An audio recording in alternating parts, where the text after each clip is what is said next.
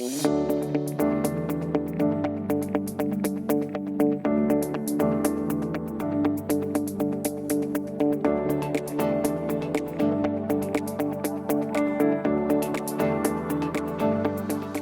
le recteur, mesdames et messieurs les représentants des universités partenaires, mesdames et messieurs les experts, chers enseignants, je suis très heureux de m'adresser à vous aujourd'hui dans ces circonstances qui restent exceptionnelles.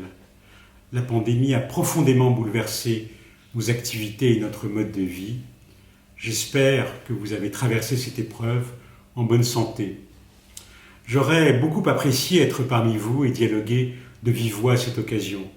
Je suis aussi très impatient de reprendre les déplacements en Russie à la rencontre de vos établissements, de vos enseignants et de vos élèves.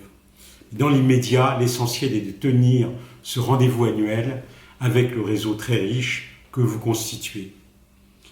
Un confinement a été mis en place dans de nombreux pays pour tenter d'endiguer la propagation de la Covid-19. Cependant, au sein de nos sociétés, il demeure des impératifs qui ne peuvent être mis entre parenthèses. L'enseignement en fait partie, car il est au cœur de nos priorités.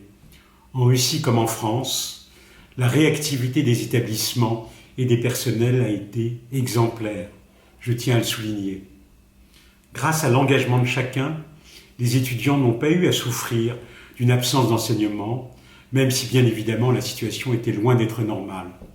Ils n'ont pas non plus eu à s'inquiéter du niveau d'enseignement avec le passage à des cours en mode virtuel, car les responsables administratifs et les équipes enseignantes ont fait des efforts pour que la qualité des enseignements et des contenus reste identique.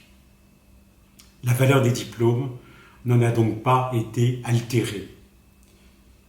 Si la mobilité étudiante a connu un ralentissement certain, sensible, encore aujourd'hui avec des frontières qui hésitent à s'ouvrir, je sais que vous œuvrez tous activement pour une reprise des échanges dans le respect des règles sanitaires, car même le meilleur des programmes en téléenseignement ne peut évidemment remplacer une immersion dans un pays étranger pour une année d'études. Nous sommes tous convaincus que cette reprise est fondamentale, de même que la relance des projets qui lient les établissements de nos deux pays. C'est pour cela que nous nous retrouvons aujourd'hui, pour nous réconforter tout d'abord, après cette période singulière et difficile, frustrante à de nombreux égards, et pour échanger sur les leçons à tirer de cette expérience et surtout sur les mesures prises pour cette rentrée et ce qui doit l'être encore pour l'année à venir, pour relancer la coopération académique franco-russe dans de nombreux domaines d'intérêt majeur pour nos deux pays. Enfin, pour rappeler que l'usage des langues, notamment du français, reste essentiel malgré ce temps d'arrêt.